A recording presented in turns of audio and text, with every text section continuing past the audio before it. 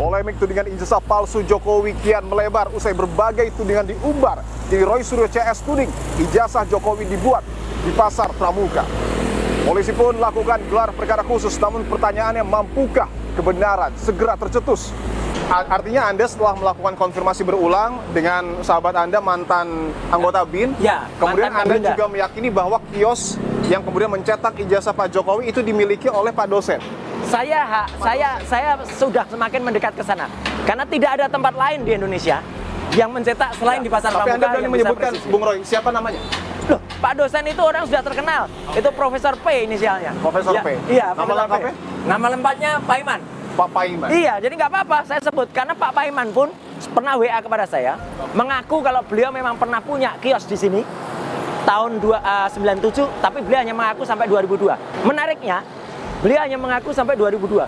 Padahal orang-orang yang di sini itu ada yang berani bersaksi, beliau sampai dengan 2010, 2015, bahkan 2017 itu masih aktif di sini. Dan yang paling menarik lagi, Mas, masih bikin acara di belakang sini kemarin, ya, itu pada tanggal 1 Mei 2025 barusan, dan itu kan orang jadi bertanya-tanya, ngapain juga tiba-tiba ngumpulkan orang dan kemudian membuat acara. Dan semua orang juga kaget ketika tiba-tiba dia menjadi relawan, ya. Itu orang tahu menjadi relawan dan kemudian mobilitas vertikal.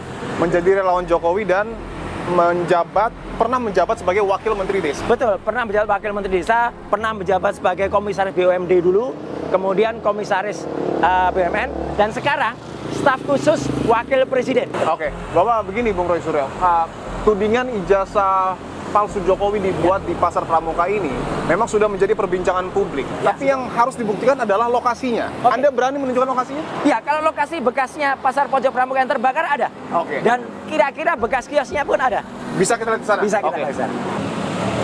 Bisa nggak kameranya, lensanya masuk gitu? Bisa. Ya. Coba.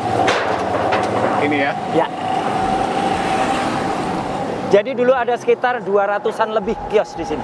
200 kios lebih. Kios. Oke. Dan orang nggak usah nutupin lah, orang nggak usah nggak tahu, ya.